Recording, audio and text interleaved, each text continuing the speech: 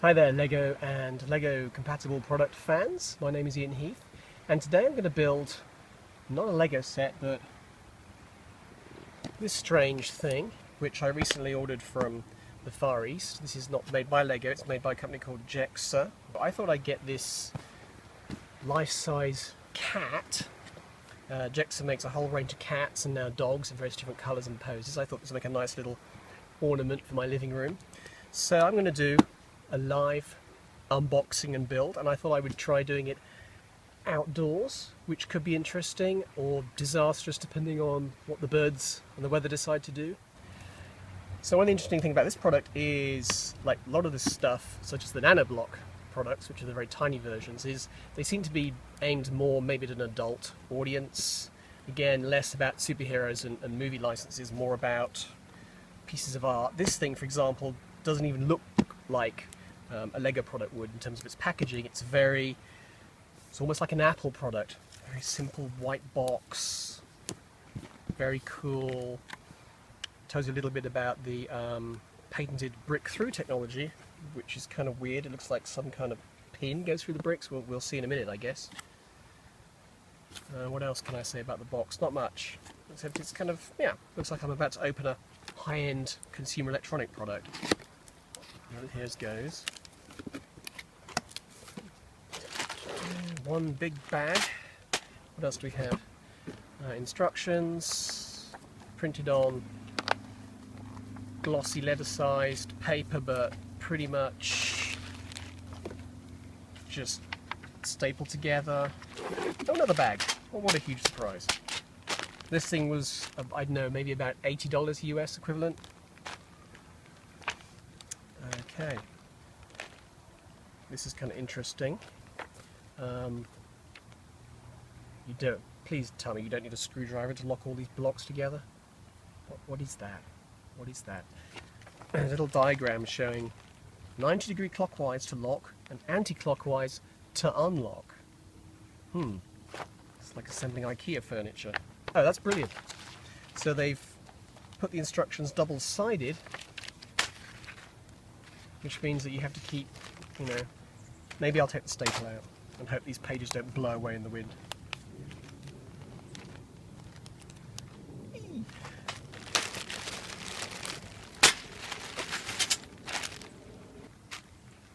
Okay, well, there's no numbers on the bags, so it looks like each bag has a different size of brick in all the different colours. 1 by 1, 1 by 2, 1 by 3, and so on.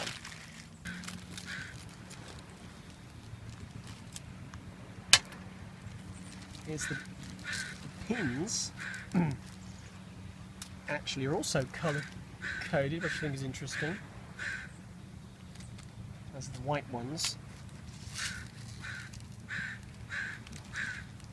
And the orange ones. And then, just a shitload of tan. It's got a bag of weed. There's a card. And the card is some kind of measurement system for these screws. Oh my god, dreading this. And here we go. The funniest bit is there's a tiny screwdriver. It's so adorable. Oh my god. Let's begin.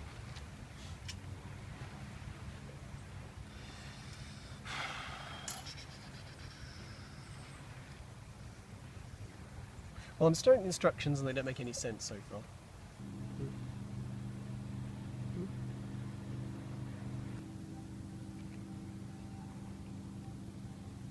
What's really confusing is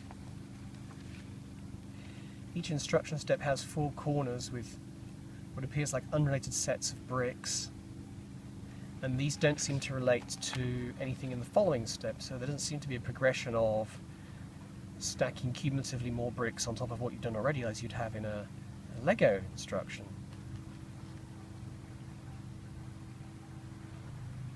Okay, there is something that's starting to dawn on me now, which is that there's a lot of these green elements in the instructions, but there are no green elements in the set itself, so green signifies something. I think the stuff you've built before is shown in a single colour, and the elements you add in each step are shown in their natural colour, so I think maybe that gives me a clue. I think I've worked it out.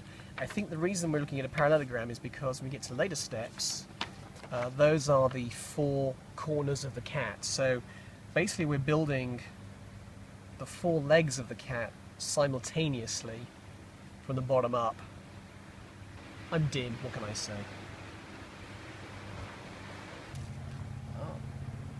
JEKCA has a 1x5. Not something Lego will ever produce, pretty sure. Okay, my next challenge is working out how to tell the difference between the orange and the brown in these instructions. The orange is like represented by a dark brown and the tan by a lighter brown. When you don't see them together, it's very confusing.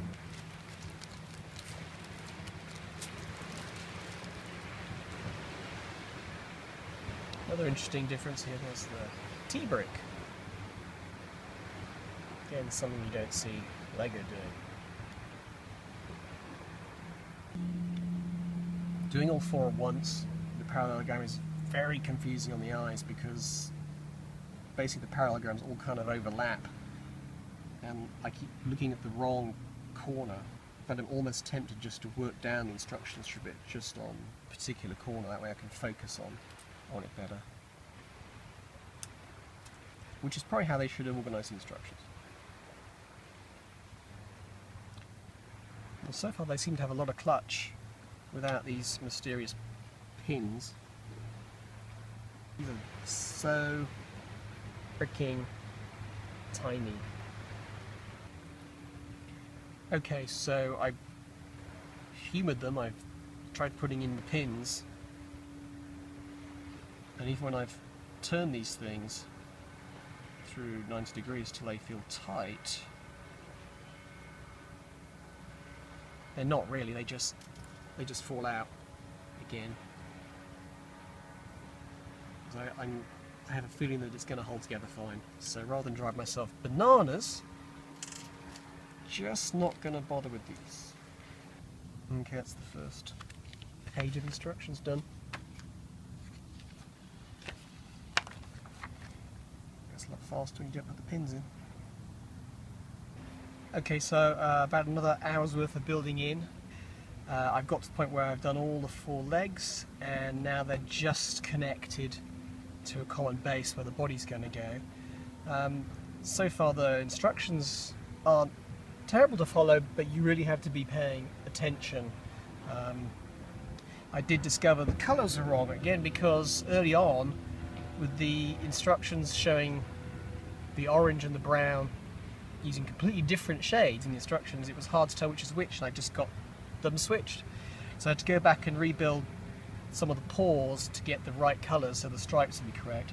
But anyway, now we've got to the point where I'm starting to build the body, and hopefully things will seem more like I'm building 1 model rather than 4.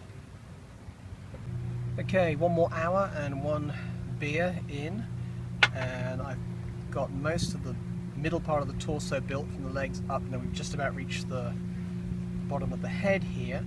On the whole, the build is fairly straightforward now. There's a real rhythm to it, which is going around adding layer after layer. As you can see, it's kind of hollow inside.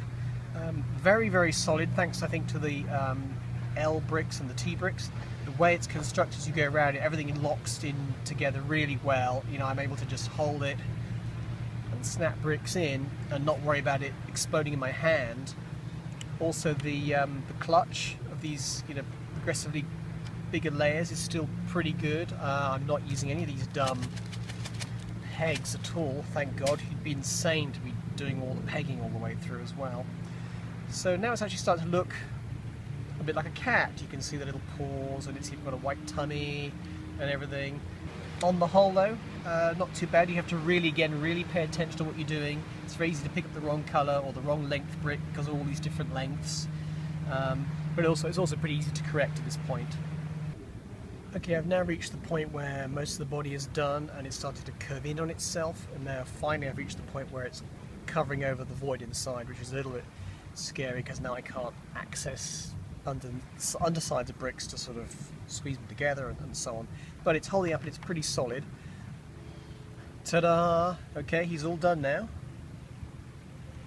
There he is, looking pretty sweet.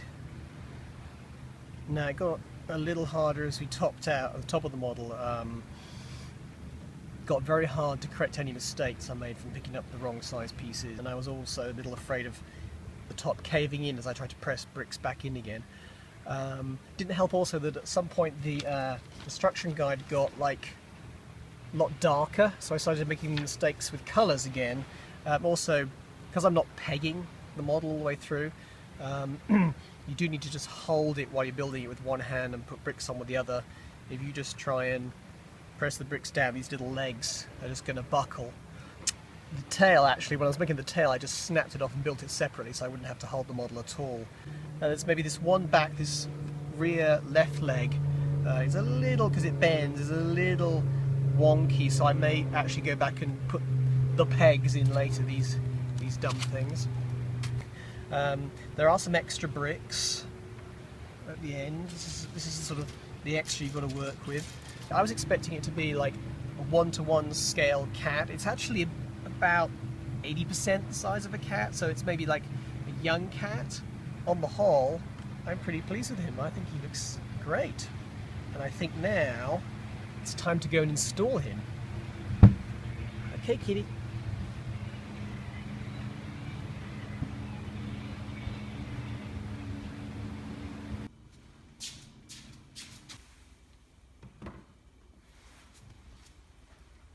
Okay, kitty. Kill.